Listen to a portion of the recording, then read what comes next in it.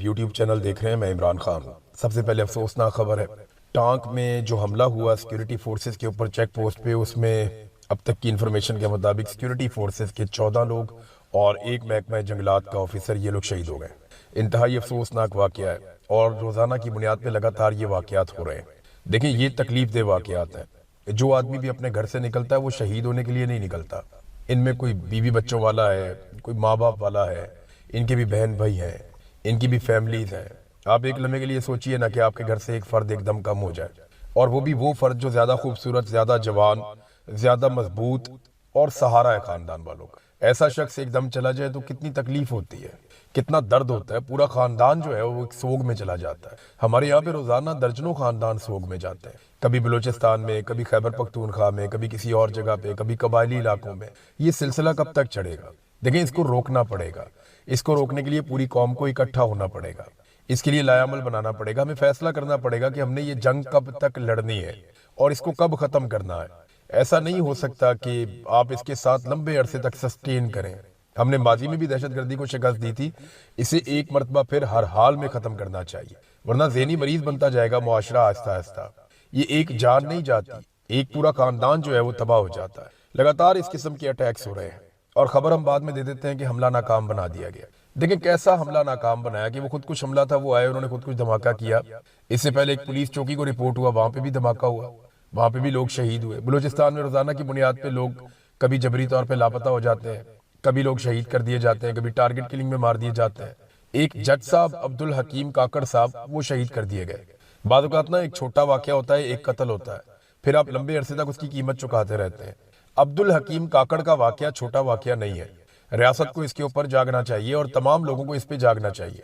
बाकायदा जो बलूचिस्तान के अवाम है उनको भी इसके ऊपर जागना चाहिए। बलूचिस्तान की अदलिया को और वकला को इसके ऊपर आवाज़ बुलंद करनी चाहिए। अगर अब्दुल हकीम काकड़ जैसे लोगों को, जो ये कहते रहे कि हम इंसाफ देंगे, हम अल्लाह से डरते हैं, इस तरह के जजेस को अगर दिन दिहाड़े कत्ल किया जाएगा और रियासत उन्हें बचाने में नाकाम रहेगी, या उन्हें सिर्फ इस वजह से मार दिया जाएगा कि वो मतलूबा नताइज नहीं देते ताकतवरों को, तो ऐसी सूरत में निज़ाम कैसे चलेगा? ये नहीं चल पाएगा, सारा कुछ कोलैप्स हो जाएगा। तो मेरी गुजारिश है कि जो इधर उधर की एक्टिविटीज है उनको छोड़ दें थोड़े अरसे के लिए। दहशतगर्दी एक बहुत बड़ा मसला है। जब तक पाकिस्तान में दहशतगर्दी है और सियासी अदम इस्तेहकाम है, तब तक कोई सरमायाकारी लेकर पाकिस्तान में नहीं आएगा।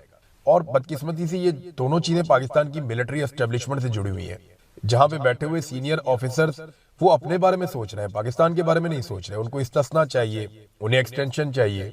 अभी 8 ऑफिसर्स को सुपरसीड करके एक जनरल को लाके लगाया गया और उनको कमांड पे एक सीट दी गई। हालांकि पिछले साल से इसकी गुंजाइश मौजूद थी, लेकिन पिछले साल ये नहीं किया गया, इस साल किया गया। ठीक है, जो मर्जी करे, लेकिन पाकिस्तान में इस्तेहकाम आना चाहिए, पाकिस्तान में अमन व अमान कायम होना चाहिए। ये फैसले मिलिट्री एस्टेब्लिशमेंट अगर दिफाई नुक्ता नजर से फैसले करती है तो उनके फैसले हैं, वो करते जाएं। लेकिन क्या पाकिस्तान को कोई फायदा हो रहा है इन फैसलों का? जाती हैसियत में तो अपनी पसंद और नापसंद आप कर लेते हैं। कोई एक्सटेंशन लेता है, कोई इस्तिस्ना लेता है, कोई एक्सटेंशन के चक्कर में हुकूमत गिरा देता है, कोई एक्सटेंशन के लिए एक नई हुकूमत बना देता है। लेकिन इससे पाकिस्तान को क्या मिलता है? इन चक्करों से निकलें आप बाहर। एजेंसियों को उनका काम करने दें, फौजियों को उनका काम करने दें, पुलिस को उनका काम करने दें और सियासतदानों को उनका काम करने दें, और मिलकर एक दफा दोबारा इस दहशतगर्दी को उखाड़ के फेंकें आप। हमारे बच्चे रोजाना शहीद हो रहे हैं, नौजवान रोजाना शहीद हो रहे हैं। फिर हम कह देते हैं जी हमला हमने नाकाम बना दी। कैसा नाकाम हमला है जिसमें हमलावर आते हैं, वो धमाका करते हैं और 15 सिक्योरिटी फोर्सेज के लोग शहीद हो जाते हैं, बाद में हम खबर दे देते हैं हमने नाकाम बना दिया। ये तो DGI-SPR ने तब भी कहा जब वो 20 से ज्यादा पुलिस वालों को अगवा करके अपने साथ ले गए। उन्होंने कहा जी हमला नाकाम बना दिया, वो लाशें छोड़कर भाग गए। फिर हमने देखा कि वो अपनी लाशें तो छोड़कर नहीं भागे, लेकिन पहाड़ों से हमारे पुलिस वालों की लाशें मिलती रहीं अगले 3-4 दिन तक, बल्कि कुछ लाशें एक हफ्ते के बाद वापस आई, उनकी हालत खराब हो गई थी। तो हमें ये समझना पड़ेगा कि इस लड़ाई में जिसमें 1, 2, 4, 6 लोगों का फायदा है, उसकी वजह से 25 करोड़ लोगों के मुल्क को हम दांव पे ना लगाएं। ये पाकिस्तान रहेगा ना, तो पाकिस्तान के अंदर से हम सबको खाने के लिए कुछ ना कुछ मिलेगा। कोई रोटी खाएगा, कोई अच्छा सालन खाएगा, कोई बुरा सालन खाएगा। कोई अगर करप्शन भी करेगा तो जब ये मुल्क होगा तो इसके अंदर आप करप्शन करेंगे ना। जब आप इस मुल्क को उस नहज पे ले जाएंगे जहां पे सरमायाकारी नहीं आएगी, कोई पाकिस्तान के अंदर पैसा लगाने को तैयार नहीं होगा, तो फिर आप पैसा खाएंगे कहां से? लिहाजा पहले पाकिस्तान को बचाइए, इस वक्त सबसे जरूरी ये है। हालात यहां तक पैदा कर दिए कि रोजाना की बुनियाद के ऊपर अब पेट्रोलियम मसनूआत की कीमतें पाकिस्तान में बढ़ती हैं, और हम इसके ऊपर बात करते हैं। हम क्यों ना करें बात? माजी में जिन लोगों की आज हुकूमत है, ये लोग माजी में इस पे बात करते रहे ना, रोला डालते रहे ना। जब 1 रुपया पेट्रोल की कीमत बढ़ती थी इमरान खान के दौर में, ये छलांगे मारते थे شور مچاتے تھے. خواجہ سعد رفیق نے 117 روپے لیٹر پیٹرول کے اوپر ایسا خوفناک ٹویٹ کیا تھا کہ لگتا تھا قیامت آنے والی ہے. اور آج جو قیمت ہے وہ 383 روپے ڈیزل کی, اور پیٹرول جو ہے وہ 335 روپے ہے. حالانکہ ابھی بھی عالمی منڈی میں پیٹرولیم مصنوعات کی قیمتیں جو ہیں عمران خان صاحب کے دور حکومت کی نسبت کم ہے. دیکھیں میں ایک چیز آپ کو بتاتا ہوں, پالیٹکس سے یا ان چیزوں سے ہٹ کے میں زیادہ تر حکومت کے اوپر تنقید کرتا ہوں. حکومت نے کوئی میرے ساتھ اچھا تو نہیں کیا تو میں تنقید ہی کروں گا, لیکن سچی بات یہ ہے کہ ایک خود کار سسٹم بنانا چاہیے, ایک آزاد سسٹم بنانا چاہیے. حکومت کا اس میں کردار ہی نہیں ہونا چاہیے کہ پیٹرول کی قیمت کتنی بڑھے گی اور کتنی کم ہوگی. حکومت چاہے زرداری کی ہو, نواز شریف کی ہو, عمران خان کی ہو, کسی کی بھی ہو, چاہے فضل الرحمان کی حکومت ہو, حکومت کو اس کے لیے جواب دہ ہونا ہی نہیں چاہیے کہ پیٹرولیم مصنوعات کی قیمتیں کتنی بڑھیں گی. وہ سال میں ایک مرتبہ ایک پالیسی بنائے کہ جناب ہمارا یہ سیل ٹیکس ہے اور یہ والا ٹیکس ہم وصول کریں گے. اس کے بعد ایک انڈیپینڈنٹ اتھارٹی ہو جو روزانہ کی بنیاد کے اوپر بے شک یہ فیصلہ کرے کہ جناب عالمی منڈی میں تیل کی قیمت یہ ہے, ہمیں اتنے کا تیل مل رہا ہے, ہمیں اتنی رعایت مل رہی ہے, اور اس رعایت کے نتیجے میں ہم پاکستان میں اتنے روپے لیٹر پیٹرول دے سکتے ہیں. اب کسی حکومت کا قصور نہیں ہونا چاہیے اس میں. بجلی پہ بھی آپ کو یہ فارمولا بنانا چاہیے تھا, لیکن آپ نے سوورن گارنٹیز دے دی. آپ نے یہ کیا کہ آپ بجلی بنائیں یا نہ بنائیں ہم آپ کو بل دیتے رہیں گے. یہ غلط منصوبے ہیں. دنیا آگے نکل گئی ہے. دنیا میں یہ فیصلے اب یوٹیلیٹی کمپنیز کر رہی ہیں. وہ یہ فیصلہ کرتے ہیں کہ انہوں نے عوام کو بجلی کتنے کی دینی ہے. وہ ایک دوسرے سے زیادہ سستی بجلی دینے کی آفر کرتے ہیں. یہاں پہ سسٹم چل رہے ہیں, گیس کے لیے کمپنیاں کام کر رہی ہیں, بجلی کے لیے کمپنیاں کام کر رہی ہیں, پانی کے لیے کمپٹیشنز چل رہے ہیں. سرکار کی رسپانسبلٹی ہے جن چیزوں پہ, وہاں پہ بھی پرائیویٹ لوگوں کو لایا گیا ہے. اور اسی طرح جو پیٹرولیم مصنوعات کی قیمتیں, سرکار کا اس سے لینا دینا کچھ نہیں ہونا چاہیے. حتیٰ کہ جو ڈالر کی قیمت زیادہ یا کم ہوتی ہے اس کو بھی بیلنس کے ساتھ چلانا چاہیے. لیکن یہاں کنٹرول کرنے کی خواہش نے اور ایکسٹرا ٹیکسز لینے کی خواہش نے پاکستان کو خراب کیا. دیکھیں نا جو لیوی انہوں نے وصول کرنی ہے, ایک دفعہ بتا دیں جی ہم نے اتنی لیوی فی لیٹر پہ لے لی ہے, اس کے بعد اس کو کھلا چھوڑ دیں, اور جیسے ہی عالمی منڈی میں بڑھ جائے, کم ہو جائے. لیکن وہ یہ بھی نہیں کرتے, وہ کہتے ہیں جی لیوی بھی ہم نے 80 روپے لینی ہے اور ٹیکسز ہم نے 100 روپے سے اوپر لینے. تو جب آپ اتنے ٹیکسز اندھا دھند لیں گے تو پھر الزام تو آپ کو اٹھانا پڑے گا. اور یہ بدقسمتی ہے کہ ہمارے پاس لوگوں پہ خرچ کرنے کے لیے پیسے نہیں ہیں, لوگوں کی جیب سے پیسے نکالنے کے لیے ہمارے پاس بہت ٹائم ہے. یعنی جب آپ کے پاس پیسہ ہو تو آپ سبسڈی دیں, غریب آدمی کو سہولت دیں. لیکن اب تو پاکستان میں یہ سوال ہی پیدا نہیں ہوتا. آئی ایم ایف کی شرائط ہی بڑی سخت ہے. بیوروکریسی جس نے پاکستان کی خدمت کرنی تھی, میں بڑی معذرت کے ساتھ یہ کہوں گا, جتنے بیوروکریٹس یہ سن رہے ہیں اگر ان کو میری بات بری لگے تو پہلے ہی معذرت کر دیتا ہوں میں. آپ بتائیے کیا واقعی آپ پاکستان کی خدمت کر رہے ہیں؟ میں سچ بتا رہا ہوں, میرا تقریباً 20 سال کا صحافتی ایکسپیرینس ہے. 20 سال میں دفاتر میں جاتا رہا, بیوروکریٹس کو ملتا رہا, بہت سارے میرے دوست بھی ہیں, میں ان کے ساتھ کام کرتا رہا, سیکھتا رہا, دیکھتا رہا. اس سے پہلے بھی پاکستان میں رہتا تھا. بے شمار میرے بیوروکریٹ دوست ہیں جن میں بہت سارے لوگ بہت اچھا کام کرنا بھی چاہتے ہیں. لیکن کیا یہ سچ نہیں ہے کہ بیوروکریسی یا سرکاری ملازمین یا افسران کی جو اکثریت ہے وہ صرف نوکری کرتی ہے, کام نہیں کرتے؟ یعنی اپنے دل پہ ہاتھ رکھ کے آپ سوچیں نا کہ آپ نے پچھلے 1 مہینے میں کتنا کام کیا اور کتنا کام ہے جو آپ کر سکتے تھے, یا آپ کے کام کرنے سے پاکستان کو کتنا فائدہ ہوا. یہاں پہ لوگ گھنٹے پورے کرنے کے لیے جاتے ہیں. سرکاری نوکری ایسے ہے, وہ بلوچستان میں ایک آدمی نے 2 نوکریاں لی ہوئی ہیں, 3 نوکریاں بھی لی ہوئی ہیں, کہ وہ 2 3 تنخواہیں, گھوسٹ تنخواہیں وصول کرتا ہے. تعلقات لگا کے لوگ نوکری لے لیتے ہیں. پنجاب میں یہ ہے, سندھ میں یہ ہے, خیبر پختونخوا میں یہ ہے. ہر جگہ پہ لوگ گھوسٹ ملازم بنے ہوئے ہیں, کام کرتے نہیں ہیں, تنخواہیں لے لیتے ہیں. تو ہم نوکری اس لیے نہیں لیتے کہ ہم نے کام کرنا ہے, ملک کی خدمت کرنی ہے. ہم نوکری اس لیے لیتے ہیں کہ ہم نے مہینے کے بعد تنخواہ لینی ہے اور ہم صرف نوکری کرنا چاہتے ہیں. ہم قوم کے لیے کام نہیں کرنا چاہتے بدقسمتی سے. اب ناظرین ایک اور چیز میں آپ کے سامنے رکھ دیتا ہوں کہ آج کے دن میں علیمہ خانم نکلیں گی مردان والے علاقے میں, وہ اسٹریٹ موومنٹ کے لیے یا لوگوں کو موٹیویٹ کرنے کے لیے, لوگوں کو نکالنے کے لیے وہ ایک دوبارہ سے مومنٹم بنانے کی کوشش کر رہی ہیں تاکہ لوگوں کو ہوش آئے, لوگ تگڑے ہوں, اور ایک مرتبہ پھر وہ لوگ اڈیالہ کے لیے نکلے یا اسلام آباد کے لیے نکلے, لوگ احتجاج کریں دوبارہ سے. تو علیمہ خانم دوبارہ آج کوشش کریں گی. ابھی تک ان کو خیبر پختونخوا کے لوگوں نے اچھا رسپونڈ کیا ہے. اب دیکھتے ہیں کہ آج انہیں کیسا رسپونڈ کرتے ہیں مردان کے اور آس پاس کے لوگ. لیکن سہیل آفریدی صاحب کے اوپر ساروں کی نگاہیں لگ گئی, نہ صرف اپوزیشن کی, پاکستان تحریک انصاف کے لوگوں کی, عمران خان صاحب کی فیملی کی, پاکستان کی میڈیا کی, بلکہ پاکستان کی عدلیہ اور حکومت کی بھی یا اسٹیبلشمنٹ کی بھی نظریں سہیل آفریدی میں ہیں. اسٹیبلشمنٹ نہیں چاہتی کہ سنجیدہ ایفرٹ ہو عمران خان صاحب کو جیل سے نکالنے کے لیے, یا کوئی نئی تحریک جس کا انہیں سامنا کرنا پڑے, وہ نہیں چاہتے. کیونکہ پہلے بڑی مشکل سے انسانوں کو قتل کر کے اس کو کچلا گیا. اب دوبارہ سے اگر لوگ نکلیں گے پھر قتل عام کرنا پڑے گا, اور اگر نہ کر پائے قتل عام تو چیزیں ہاتھ سے نکل جائیں گی, لوگ اگر بہت بڑی تعداد میں آ گئے تو سہیل آفریدی کا ایک بڑا ٹیسٹ ہے. اور مجھے ایسا لگتا ہے کہ شاید ان کے پاس یہ آخری موقع کی طرح ہے, یہ جو 5 اگست ہے. اگر اس کے اوپر کوئی وہ بہت واضح حکمت عملی دے دیتے ہیں اور لمبا چوڑا اناؤنسمنٹ نہیں کرتے، اور وہ یہ کہتے ہیں جناب بس یہ فائنل راؤنڈ ہے، اب ہم نے ایسے ایسے کر کے کرنا ہے اور اس دن ہم نکل جائیں گے۔ اگر وہ وضاحت کے ساتھ آ جاتے ہیں تو پھر صورتحال کچھ اور ہوگی۔ ان کے پاس بھی اب موقع کم رہ گیا نا، تو اسی لیے جو دو چیزیں ہیں، ایک جو رہائی فورس عمران خان صاحب کی بنائی تھی سہیل آفریدی نے اس پہ، اور ایک جو 9 مئی کے مقدمات خیبر پختونخوا کے حوالے سے ہیں ان پہ آئینی عدالت میں طلب کر لیا گیا ہے، اور یہ کیس وہاں پہ سہیل آفریدی والے لگا دیے گئے ہیں تاکہ سہیل آفریدی پہ دباؤ ڈالا جا سکے کہ جناب اگر آپ نے احتجاج کرنا ہے تو پھر ہمارے پاس یہی رستہ ہے۔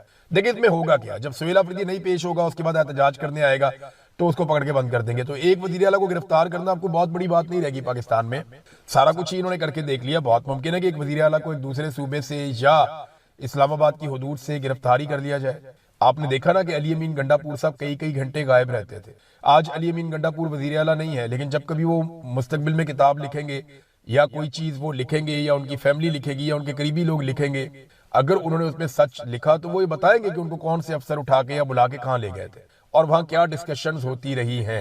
یہ سارے پول ایک وقت آتا ہے تاریخ میں کھل جاتے ہیں، بعض اوقات جن کے ساتھ ہو رہا ہوتا ہے وہ کھول دیتے ہیں، بعض اوقات جو کر رہے ہوتے ہیں وہ خود ہی پول کھول دیتے ہیں، اور یہ چیزیں سامنے آ ہی جاتی ہیں 8 10 سال 5 سال 7 سال، اب زیادہ دیر چھپی نہیں رہتے۔ تو سہیل آفریدی کے پاس یہ ایک موقع ہے۔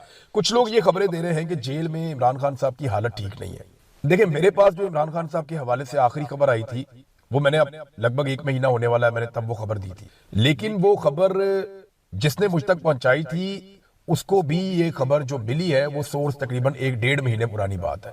یعنی میں نے آپ کو بتایا تھا کہ عمران خان صاحب کی صحت بہتر ہے، ان کی آنکھ کے مسائل چل رہے ہیں، اور انہوں نے اپنی بہنوں کے حوالے سے ایک پیغام بھیجا تھا، یہ میں نے آپ کو بتایا تھا۔ وہ پیغام جو ہے وہ کسی طرح ان کی بہنوں تک، ان کی فیملی تک پہنچ بھی گیا تھا اس وقت، وہ 1 لائنر ہی تھا اور وہ کسی اور ذریعے سے آیا تھا۔ اب میرا اس وقت سوال یہ ہے کہ ابھی عمران خان صاحب کی صحت کے حوالے سے خیبر پختونخوا اور اسلام آباد کے کچھ صحافی دعوے کر رہے ہیں، اور وہ یہ کہہ رہے ہیں جی عمران خان صاحب کی صحت اب کمزور ہو گئی ہے، یہ ان کا دعویٰ ہے۔ وہ یہ دعویٰ کر رہے ہیں کہ نہ صرف ان کی صحت کمزور ہو گئی بلکہ ایک صحافی نے تو یہاں تک کہا کہ جناب ان کے کوئی ہاتھ کانپتے ہیں عمران خان صاحب کے۔ اب یہ 2.5 مہینے میں ایسا کیا ہوا؟ دیکھیں میں ابھی آپ کو یقین سے نہیں کہہ سکتا کہ یہ خبریں سچ ہیں۔ بعض اوقات صحافیوں کو یقین دلا دیا جاتا ہے کہ جو خبر آپ کو دی جا رہی ہے وہ سچ ہے، اور وہ سچ نہیں ہوتی، کیونکہ کئی خبریں ایسی ہیں جن کو آپ سیکنڈ اوپینین آپ لے ہی نہیں سکتے اس میں۔ مثال کے طور پہ کوئی آدمی آ کر آپ کو یہ کہتا ہے کہ میں آپ کو پورا یقین دلاتا ہوں، میں حلف لے کر آپ کو کہتا ہوں عمران خان صاحب کو فلانا بندہ ملا ہے اور عمران خان صاحب کی یہ حالت تھی، اب آپ تصدیق کیسے کریں گے؟ آپ جیلر سے پوچھیں گے وہ آپ کو کچھ نہیں بتائے گا، عمران خان صاحب کی فیملی سے پوچھیں گے وہ کہیں گے جی ہمیں تو ملے ہی نہیں کبھی، ان کے ساتھیوں سے پوچھیں گے وہاں بھی نہیں پتا، آپ جیل میں گھسنے کی کوشش کریں گے سوال ہی پیدا نہیں ہوتا، ملاقات کی کوشش کریں گے وہ بھی نہیں، آپ کچھ بھی کر لیں گے آپ اس کو ری کنفرم نہیں کر پائیں گے۔ تو بعض اوقات صحافیوں کو ایسے سورسز خبر دیتے ہیں جن کو آپ تصدیق کرنا ممکن نہیں ہوتا، پھر وہ سورسز سے کر کے وہ خبر بعض اوقات دے دیتے ہیں۔ اس طرح کی خبریں آ رہی ہیں جن کی تصدیق نہیں کی جا سکتی کہ عمران خان صاحب کی صحت کتنی خراب ہے، لیکن ملٹیپل سورسز یہ دعویٰ کر رہے ہیں کہ ان کی صحت پہلے کی نسبت خراب ہے۔ تو اب ایک انتہائی صحت مند آدمی اچانک ان کی آنکھیں خراب ہو جاتی ہیں، بعد میں ان کی اس قسم کی شکایات جو ہے وہ ابھی جو میڈیا رپورٹ کر رہا ہے، تو ایسا کیا کیا گیا عمران خان صاحب کے ساتھ کہ ان کی فیملی کی اور ڈاکٹروں کی ملاقاتیں بھی بند کروا دی گئیں، انہیں قید تنہائی میں ڈال دیا گیا۔ جب وہ نتائج حاصل کرنے ہیں جو اسٹیبلشمنٹ چاہتی ہے تو پھر ان کو مرحلہ وائز کرنا پڑے گا، ایک دم وہ کر نہیں پائیں گے۔ ناظرین سب سے زیادہ جو میں انٹرسٹنگ چیز دیکھ رہا ہوں وہ بلاول کے سٹیٹمنٹ ہے۔ بلاول سٹیٹمنٹ ایسے دیتا ہے جیسے ساری زندگی ہو گئی اس خاندان کو کبھی آزاد کشمیر میں حکومت ہی نہیں ملی، یعنی لمبا عرصہ ہو گیا بلاول اور اس کی جماعت کی آزاد کشمیر میں حکومت رہی ہے۔ آج بھی جو حکومت ہے آزاد کشمیر میں وہ بلاول کی پولیٹیکل پارٹی پیپلز پارٹی کی ہے، لیکن وہ تقاریر ایسے کرتے ہیں جیسے کہ انہیں کبھی یہاں موقع ہی نہیں ملا، ہم یہ دے دیں گے، ہم وہ دے دیں گے، ہم یہ کر دیں گے، ہم وہ انقلاب لے آئیں گے۔ بھئی آپ نے کچھ کرنا ہوتا تو گزشتہ 40-50 سال سے آپ مسلط ہیں، آزاد کشمیر میں آپ اور مسلم لیگ نون لگاتار حکومت کرتے چلے آ رہے ہیں، تو آج تک آپ کچھ نہ کچھ تو کر دیتے آزاد کشمیر کے لوگوں کا، کیونکہ آج تک آپ نے آزاد کشمیر کے لوگوں کے لیے کچھ نہیں کیا تو لوگ آپ پہ بھروسہ کیوں کریں، اور لوگ بھروسہ کر بھی نہیں رہے۔ میں سیریسلی آپ کو بتا رہا ہوں اگر فری اینڈ فیئر الیکشن ہوتے تو پیپلز پارٹی 2-3 سیٹوں تک بھی شاید بہت مشکل سے پہنچتی۔ ان حالات میں جوائنٹ عوامی ایکشن کمیٹی اور پی ٹی آئی اگر الیکشن لڑتے تو وہ سویپ کر جاتے ہیں۔ پی ایم ایل این کے حالات تو بالکل ہی خراب ہے نا، وہ تو پیپلز پارٹی سے بھی گئی گزری صورتحال میں ان کا سارا انحصار اس بات پہ ہے کہ جو پنجاب کے اندر جموں کشمیر والی سیٹیں رکھی گئی ہیں مہاجرین کی، وہ وہاں سے کچھ سیٹیں جیت کے اور کچھ آزاد کشمیر میں ان کو ملٹری اسٹیبلشمنٹ ترس کھا کے کوئی سیٹیں دے دے تو کسی اور کے ساتھ مل کے وہ کوئی حکومت بنانے کی پوزیشن میں آ جائے، اس کے علاوہ ان کی حیثیت کچھ نہیں ہے۔ بہرحال بلاول صاحب لگے ہوئے ہیں جناب کہ میں اب یہ بھی لے کے دوں گا وہ بھی لے کے دوں گا۔ آزاد کشمیر میں مقابلہ اس بات کا نہیں ہے کہ حکومت کون بناتا ہے، وہاں مقابلہ اس بات کا ہے کہ کٹ پتلی کون بنتا ہے. یعنی وہاں پہ جو سیکٹر کمانڈر ہیں یا ایجنسیاں ہیں انہیں اپنے لیے کٹ پتلی سرکار چاہیے. اب وہ کٹ پتلی سرکار کے عہدے پہ کون آ کر فائز ہوتا ہے, کون اچھا پرفارم کرتا ہے, اس کے لیے اس کا مقابلہ چل رہا ہے پولیٹیکل پارٹیوں میں جوتے پالش کرنے کا. پی ایم ایل این میں, پیپلز پارٹی میں, آئی پی پی میں اور ان کے ساتھ مسلم کانفرنس میں, یہ سارے جوتے پالش کر رہے ہیں. جو زیادہ چمکائے گا اس کو زیادہ سیٹیں مل جائیں گی. اس وقت تک کی صورتحال تو ناظرین یہ ہے. پی ایم ایل این کے آپ کام چیک کریں, انہوں نے 10 الیکٹرو بسیں روانہ کر دی ہیں آزاد کشمیر کے لیے. وہ کہتے ہیں مری پہنچ بھی گئی ہے. یہ مجھے اچھی طرح یاد ہے, ایک دن یہ سیالکوٹ والا جو روڈ ہے نا, الیکشن آنے والا تھا تو حمزہ شہباز نے کہا جی یہاں پہ فوراً جو ہے بسیں چلانی ہے, آج چلانی ہے, کل چلانی ہے, بس 1-2 دن کے اندر چلانی ہے آپ نے. تب حمزہ شہباز کے بعد اختیار تھا, تو یہاں ایک الیکشن ہونے جا رہا تھا. تو انہوں نے کہا جناب کہ اب کیسے بسیں چلا سکتے ہیں, خدا کا نام لیں, اب اس روڈ کے اوپر یہ روڈ ہی تیار نہیں ہے اس بس کے لیے, اور یہ اس بس کا یہ روٹ ہی نہیں بنتا. اس نے کہا بھائی بس چلا دو, 1 دن کے لیے الیکشن کے لیے چلا دو, الیکشن کے اگلے دن بے شک بند کر دینا, لیکن فی الحال کو 10 دن 5 دن چلا دو اس کو. یہ جناب حمزہ شہباز کے دفتر میں جو بندہ کام کرتا تھا اس نے مجھے بتایا, اس نے کہا سر یہ اتنا الیکشن کے قریب آ کر پاگل ہو جاتے ہیں کہ انہیں لگتا ہے کہ کوئی بھی چیز کہیں پہ بھی چلانی ہے نا, ان کو اگر کوئی نا سڑک کے اوپر جہاز چلا دیں وہ بھی چلا دیں گے کرائے پہ لے کے, کہ الیکشن میں ہمیں ووٹیں پڑ جائے کسی طرح.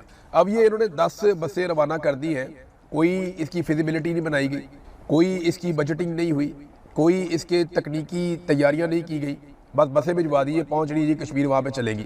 یہ تو بادشاہت والا نظام ہے نا, کس نے خریدی, کس کے لیے خریدی, کہاں سے نکالی گئی, کہاں بھجوائی گئی, کس کی ملکیت تھی, کہاں پہ جا کر چلیں گی, وہاں چلانے والا کون ہوگا, اس کے آپریٹرز کون ہوں گے, اس کے ڈرائیور جو ہیں وہ یہاں پنجاب کے ہیں, آزاد کشمیر کے لوگوں کو ٹریننگ. یہ تو لمبا پروسیجر ہوتا ہے. یہ تو بادشاہت ہے, یہاں سے اٹھائی وہاں پہنچا دی.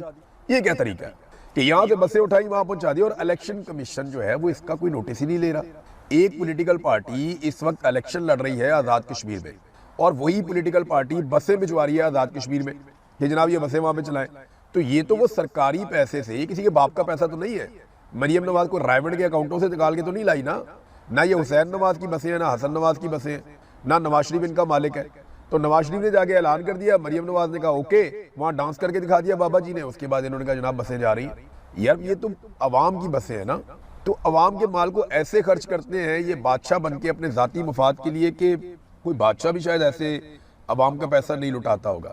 عمران خان صاحب کی بہن عظمیٰ خانم نے کچھ سٹیٹمنٹ دیا, وہ بہت امپورٹنٹ ہے. ان کے پاس مقدمات ایک کے بعد ہوتے جا رہے ہیں بہنوں کے اوپر. ان کے اوپر وہ ڈی جی خان والا مقدمہ تھا, تو اس کی وہ سنوائی تھی, تو وہاں پہ انہوں نے بات چیت. انہوں نے کہا جی کہ عمران خان اس بات کو جانتے تھے کہ انہیں قید تنہائی میں ڈال دیا جائے گا, انہیں اس بات کا اندازہ تھا, اس لیے انہوں نے بہت سارے احکامات اور پیغامات دیے تھے.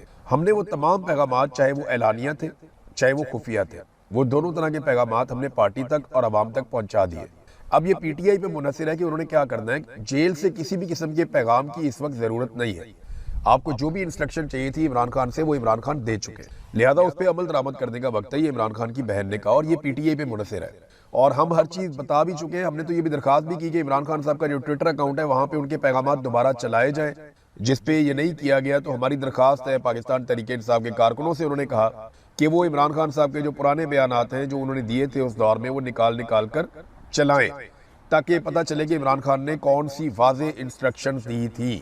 بہرحال تحریک انصاف نے پشاور میں جلسہ کرنے کا فیصلہ کیا, تو کیا اس جلسے کے بعد وہ ایک تحریک کا آغاز کر پائیں گے؟ دیکھیں مارجن ہی بہت تھوڑا رہ گیا سہیل آفریدی کے پاس. سہیل آفریدی کے پاس بہت بڑا موقع تھا کہ وہ لاکھوں نوجوانوں کی ایک تگڑی تنظیم سازی کرتے, نوجوانوں کو اکٹھا کرتے, گلی گلی محلے محلے وہ بھیجتے اپنے لوگوں کو, خود بھی وقتاً فوقتاً جاتے, ایک پوری سٹریٹ موومنٹ کا ایک سٹرکچر کھڑا کرتے.